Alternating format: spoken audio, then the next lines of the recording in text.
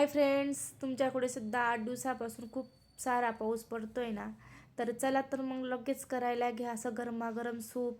तर लहानांपासून तर मोठ्यांपर्यंत सगळेच आवडीने खातील.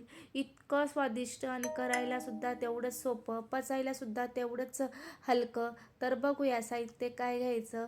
तर इथं आपण भाज्या, तुमच्या घरात ज्या अवेलेबल भाज्या असतील त्या तुम्ही घेऊ शकतात. कोबी, शिमला मिरची, गाजर, त्याच्यानंतर हिरवी मिरची, त्याच्यानंतर कोथिंबीर, इथं आलं घेतलं, किसून घेतलेले, आणि कोथिंबीरीचे देठ घेतले, 1 चमचा ज्वारीचं पीठ घेतलेले, आणि इथं आपण घेतलेले आहे काळी मिरीची पूड.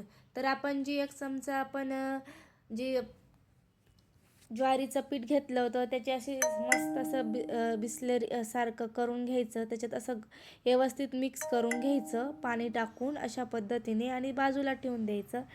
तोपर्यंत आपण इकडं फोडणी देऊन घेणार आहोत.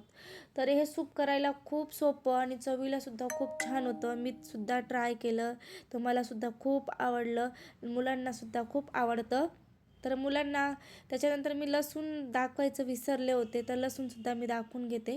तर इथं मी मस्त 1 चमचा तूप टाकलं, त्याच्यात लसूण टाकला, आलं टाकून घेतलं, छान असं परतून घेते अशा पद्धतीने बघू शकता. तर आता आपण त्याच्यात हिरवी मिरची छोटी होती ती कापून घेतली, ती सुद्धा टाकून घेतली, आणि अशा पद्धतीने परतून घेते. आता आपण जे कोथिंबीरीच्या काड्या होत्या त्या टाकून घेतल्या अशा पद्धतीने. आणि मी कांदा वापरला कारण माझ्या मुलांना ना कोबी आवडत नाही, म्हणून मी कांदा टाकलेला. तुम्ही कोबी टाकू शकतात. त्याच्यानंतर मी शिमला मिरची टाकून घेतली, गाजर टाकून घेतला. तुमच्याकडे बीन्स वगैरे असेल तुम्ही ते सुद्धा वापरू शकता बरं का. तर माझ्याकडे नव्हता म्हणून मी नाही टाकला. तर इथं तुम्हाला ज्या आवडीच्या भाज्या असतील त्या मस्त असं कुरकुरीत होईपर्यंत परतून घ्यायच्यात. आता मी कोथिंबीर टाकून घेतली अशा पद्धतीने. तर परत छान असं परतून घेते.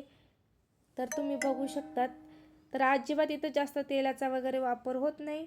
इथं मी मिरी पूड होती ती टाकून घेतली, आणि थोडी उरली ती नंतर टाकणार आहे. आता जे आपण ज्वारीचं पीठ मिक्स करून ठेवलं होतं पाण्यामध्ये ते टाकून घेतलं. तर ते आपण 1 चमचा होतं त्याच्यासाठी मी 2.5 वाटे पाणी टाकून घेतले. 1 चमच्याला मी 2.5 वाटी पाणी टाकून घेतलं. तर छान आता मस्त उकळी फुटू द्यायची अशी छान. तर 6-7 मिनटं आपण छान उकळून घेणार आहोत.